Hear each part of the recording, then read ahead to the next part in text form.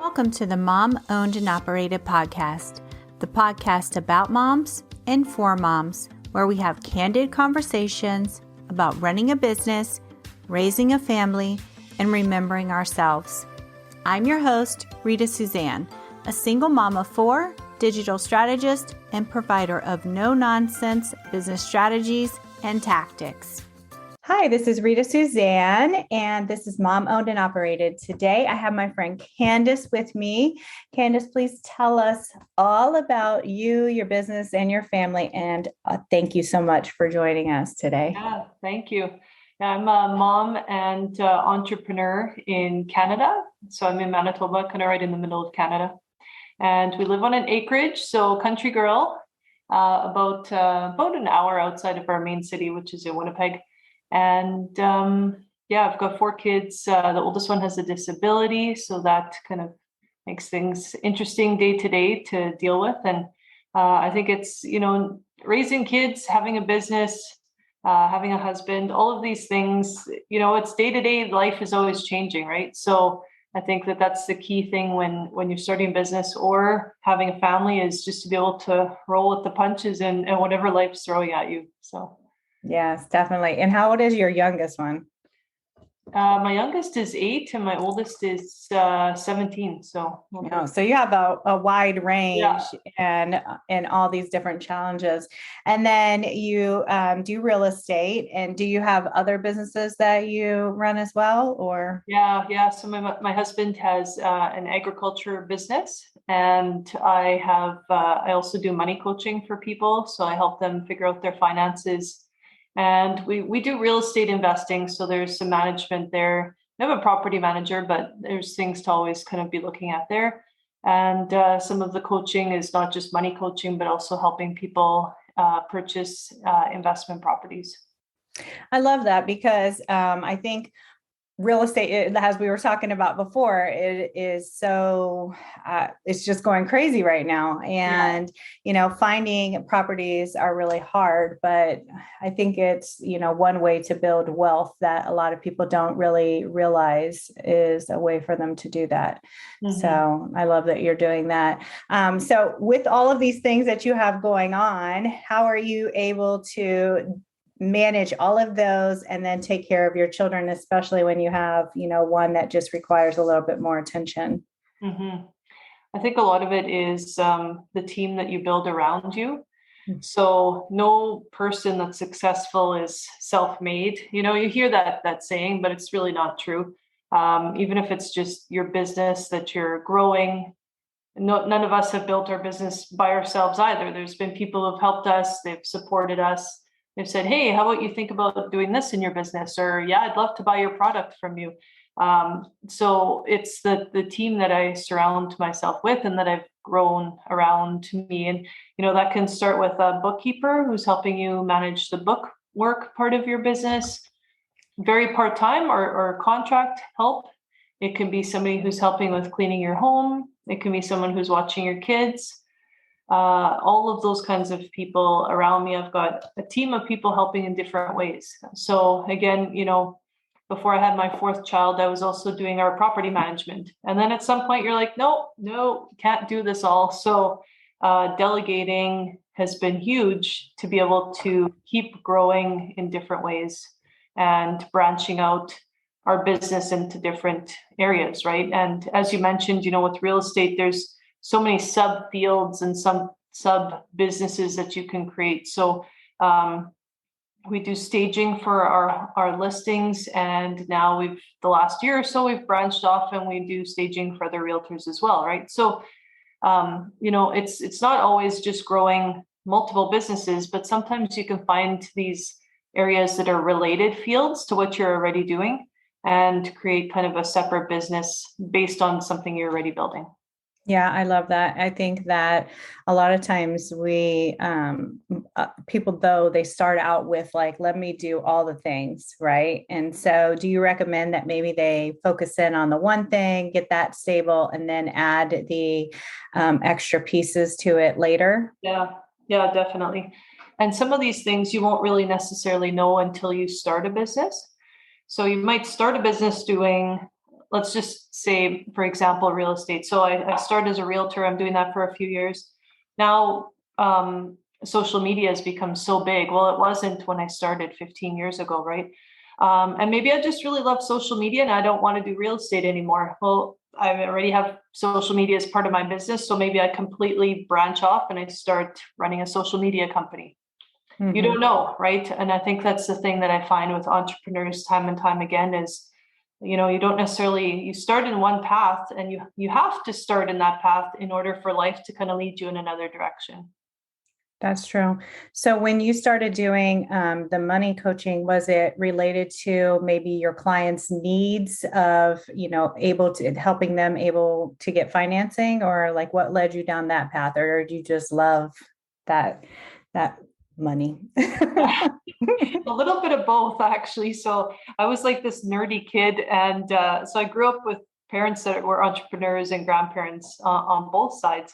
So it was kind of all around me, but you're sitting there as a 12-year-old kid and you see successful people around you, but you're like, okay, well, how am I going to do this?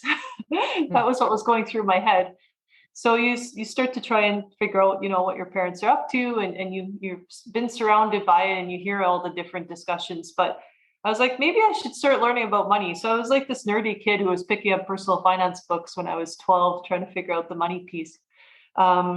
But then, yeah, it kind of all comes full circle. And I think a big tip for your listeners too is to really listen to what people say your gifts are.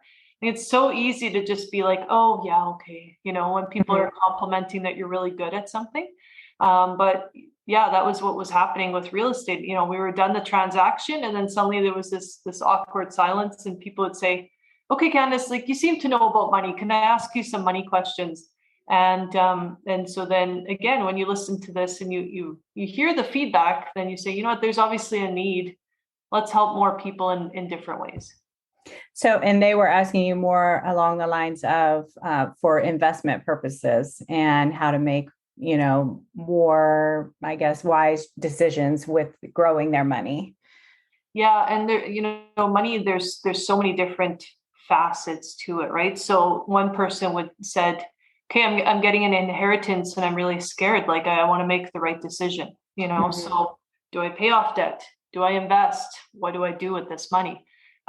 Sometimes it is, I want to buy a rental property, but I'm scared, that's a lot of money. How do I do this? I've got a stranger living in my house, so working through that. And it could also be somebody who's done really well in life. And then you get to retirement and it's like, okay, now I got to spend the money and I'm really scared to spend the money.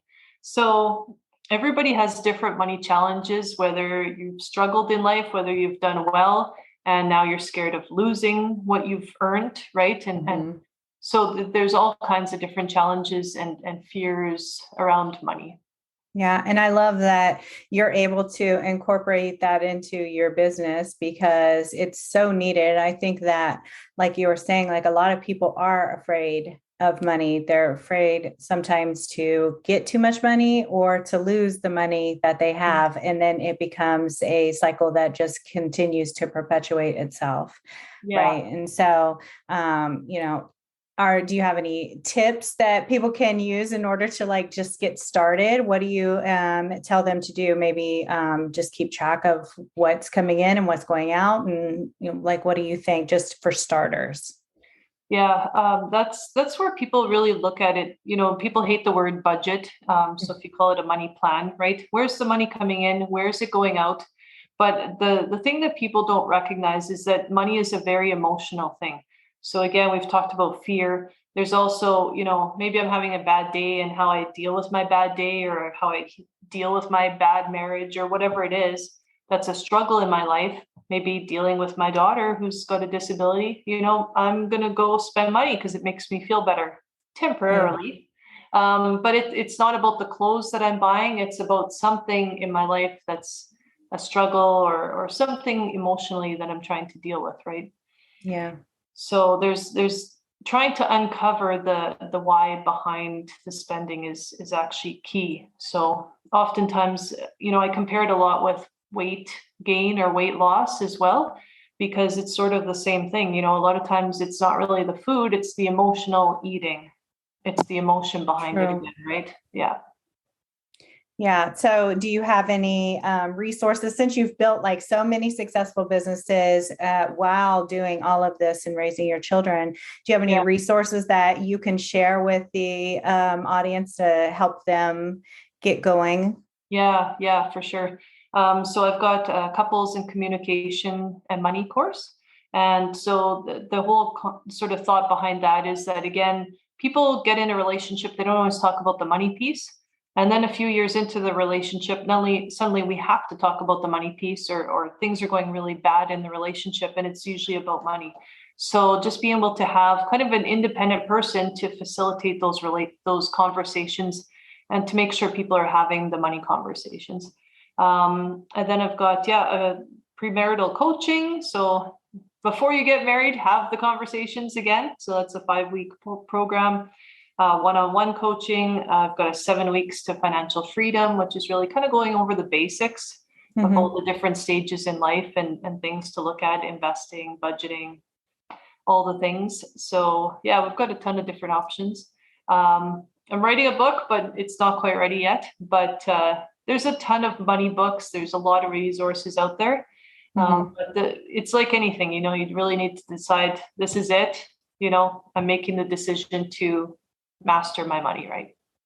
But are there any specific books that you've listened, you brought them up, that you've listened to or read that have really inspired you, or things that, kind of have stood out to you lately? I think there's a lot of really good ones. And I think it depends where you're coming at it from as well.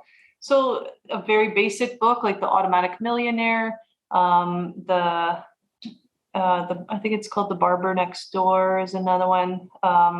There's so many really good books out there, and I think it's really just connecting also with the author and where they're coming from. So some people like Dave Ramsey, some people don't like him, but you have to connect with the personality, I think, behind it. Some people like in Canada, I think she's Canadian. No, Susie Orman, I think she's from the States. She would be another one that I think people sometimes really resonate with. So there, like I said, there's a ton of books out there. A lot of the ones that I've focused on are more entrepreneur related, right? Because that's where my background is. Right. And there's a ton of real estate investing books out there too. So yeah, again, it's just a matter of finding what works. Yeah. And some of it is taking in the information. Books are great if you're very self-motivated. A course is better if you are struggling with getting stuff done. So a lot of people say, you know what, I've been trying to do this for 15 years. I'm not doing it. I need the push, right? And that's where a course will usually have, that accountability to help you take those action steps. So.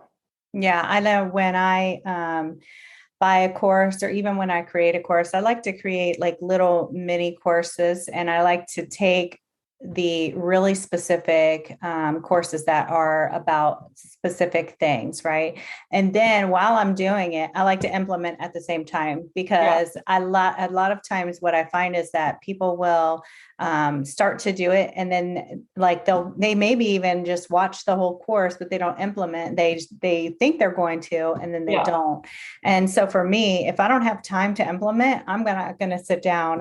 First of all, I'm not gonna probably buy the course, and then second of all, I'm not gonna sit down, because I want to actually make it, I want to do the thing while it's fresh in my mind, and actually implement the things. And I think that's what a lot of people don't do when they buy a course. It's almost as if they're listening to an audiobook. Oh, that's a great idea, right? They're making notes, but they're not actually doing the thing. And one of my guests, she recommended, and I'm sure you've heard of it, but she recommended, and I hadn't listened to it yet. And I listened to it a couple of weeks ago, and I was just in love with it. And it was We Should All Be Millionaires by Rachel Rogers. Yeah, a lot of people really like her. I haven't read the book yet, but yeah. Yeah, it's not that I was hesitant. I just thought, I don't know. I just didn't get around to it. It just wasn't on my list. But then after she recommended it, I said, I'm going to go check it out. And I went and listened to it, and it's really full of a lot of really good advice, and especially about, your money mindset and things like that. So I think that that's a good read for people or listen. And another book that I recently read that just kind of like changed my whole mindset, not mindset, but maybe I guess a little. It's called $100 million Offers, and it's by, I don't know, some guy, Alex something. But the reason why it was so instrumental for me was because, as someone who's done branding and web design all this time, I always talk about like finding your target audience and stuff. Yeah. But for myself, I never would commit or like niche down to one specific target audience. It was more broad, like female entrepreneurs. Yeah. But then after listening to that book, I realized that niching down, like, even though I've heard it so many thousands of times, it was the way that he said it and the way that he put it that it finally sunk in for me. And I was like, oh, okay. Yeah. Yeah. And that's what I mean, right? Like sometimes it has to be the right timing in your life. Yeah. Sometimes people have to have that moment, like, okay, I lost my mom and now I realize, wait a minute, I'm getting older. I need to figure this stuff out because mom just passed away. It could be anything, right? So it's a life event, or it can also be a personality thing. So sometimes, you could hear things 3 times, but somebody says it in a certain way and it just clicks. That's so funny. It made me think of like my first ex-husband. He used to get so mad because he would tell me something, and let's say it was something about my car, and then I would ask the mechanic, and then all of a sudden, because the mechanic said it, I would listen, and he would get so mad. Well, why couldn't you just listen to me? I'm like, you're not a mechanic. So. But okay, let's pivot back around to you a little bit more, because I love talking about business, and we always just talk briefly about family, but let's talk about what you're doing for yourself, because you have so many balls up in the air. How are you able to do things for you? Like, what are you doing to remember yourself? I think that not to bring up COVID, but COVID was something that I think really made people recognize what's important to them. And so when COVID hit, then not only was I like, I wonder if I'm going to be working now, because is the real estate market going to be affected? Are my tenants going to be paying me? So in the States, there was a lot of landlords that had issues with that. In Canada, thankfully, knock on wood, everything was okay. And I guess the type of clientele that I had too was okay. And our market was not too affected where I had rental properties. But it was also like, oh my goodness, I'm not going to be able to go for coffee with people. And that might sound trivial to some people, but that's a huge one for me. That self-care for me is being able to connect with people, have coffee, chill, go to different places, amongst everything else that I'm doing. And so I think that's important. If you had to take something out of your life and it would leave a big hole, that's probably something that matters a lot to you. No different again than people. I don't work out at the gym, but people who work out at the gym and suddenly they couldn't, that's a massive hole in your day and in your life. And it changes everything, because going to the gym makes you feel better, helps you with mental health, all those kinds of things. So I think it's really looking at that and what's important in your life and making sure that you're incorporating that regularly into your life. Yeah, no matter what it is. I think that that's the most important thing, because when COVID first hit, that's when I started having issues with my second ex-husband, and then my sister passed, and, all of a sudden I isolated myself really, excessively, and then I had 2 more kids, and and so now now here I am, a single mom with 4 kids, and I was starting all over. And so I am kind of introverted, but I love being around people. And so that's why I started this podcast too, was so that I could start to network again without worrying about who's going to watch my kids, so that I can go out. And then plus I just really wanted to know, like, how are other moms able to do this so effectively? Because from what I see, I am not doing this right, you know? And I think that we all feel like that. Like we We all do. feel like, like how come everybody else is so good at this and I'm so, I'm not performing as well, Yeah. So but what I had to realize for myself was that I needed to simplify, right? Instead of trying to do 20 things, I needed to just really just focus on two. Yeah. And so I really transitioned and transformed my business, but I'm also like transforming my life so that I don't have this so much pressure, so much feeling of so much pressure. And one thing that I learned from another guest was like when she started her business, she and instantly had support. A lot of times, I think a lot of us, we wait until we can afford or until it's the right time or until like we feel overwhelmed, Yeah. then we get support. Right. And like for her, she started right away. And I thought, that's Yeah. really smart. It really is. Yeah. And it feels like it's taking a chance. Like I'm starting a business and I'm also paying out wages or something, right? Right. But yeah, and also like, well, part of starting my own business is I got to prove myself. Well, you and the business are separate, right? But so many people, the business is them. And Mm, that's why if a business ends up failing, then people feel like I'm a failure. No, you're not. Your right. business did not work out. You are still an amazing human being, right? So, but we tie these two things together. So if I'm going to start a business, I got to prove that works. I'm going to have to prove that I can do this with all the kids and da da da da da da da, right? But one of the things that we do, I think, that really helps is that from day one, this family has been a team.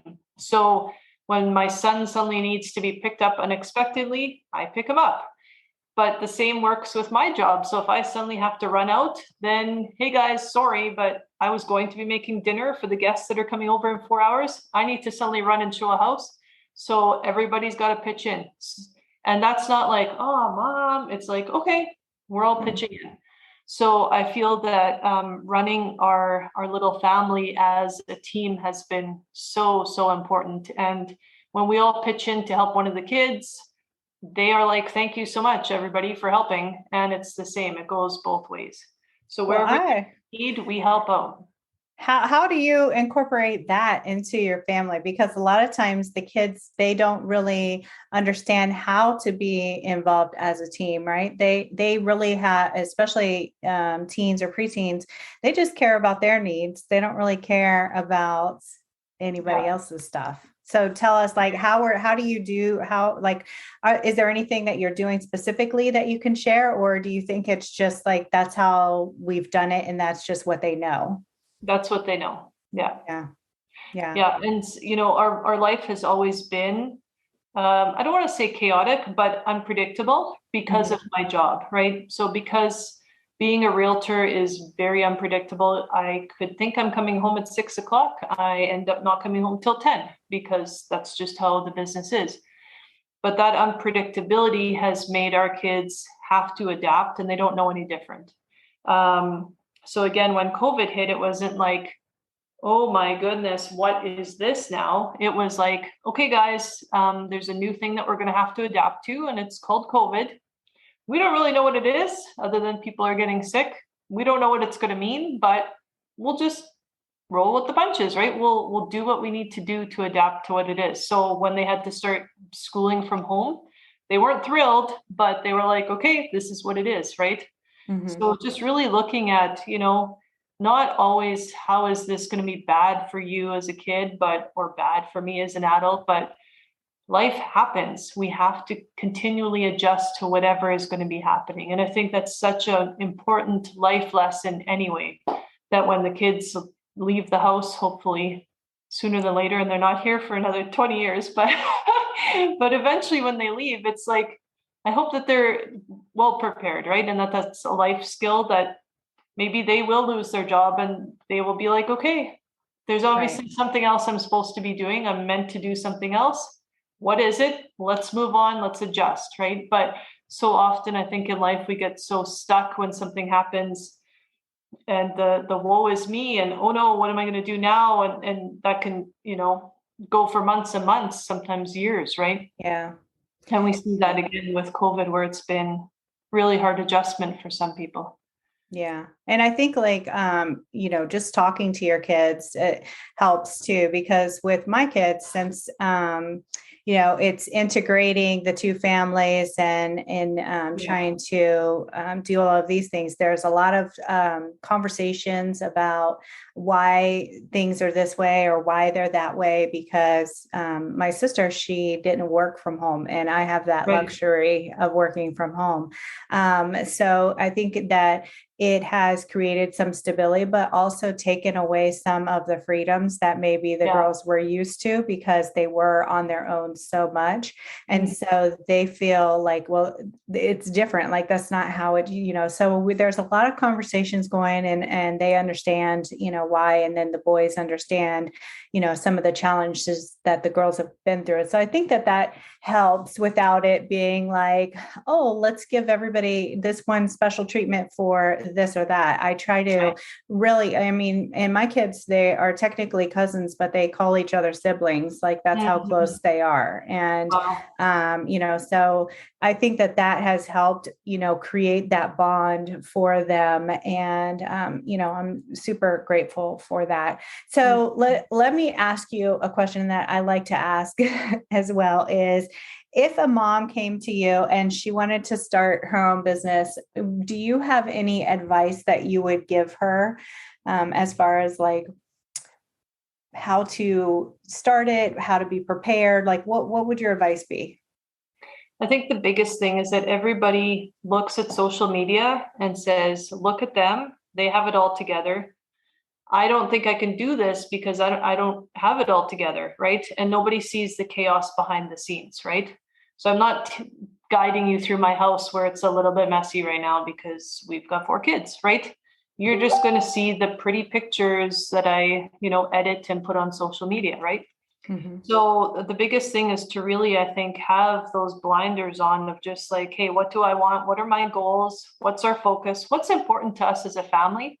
And to go forward based on that, and really hard not to look at what everybody else is doing.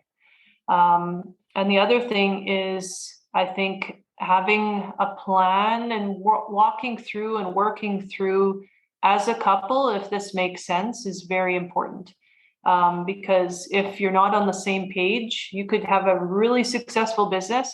If your husband is jealous, if he just hates that you have this business, if it's just not making sense for your family, if he was raised with a stay-at-home mom and you are not a stay-at-home mom, he might really resent that. So ultimately, the relationship still has to come first, right? And if it doesn't make sense, something's got to give, and maybe it's the business, right? So I think it's just really, really important to think that through and have those conversations about what is life going to be like now. Are we okay with these changes, right? Um, they're big life decisions, and it's got to make sense. Yeah, definitely. And I think that, one thing that we already touched on, because, and I love that you said this, and about the blinders, because I tell all my clients that, because a lot of times people are comparing themselves to others, or looking at what another person is offering, Mhm. and then they try to emulate that. And maybe that's just not a good fit for your target audience, and or for you.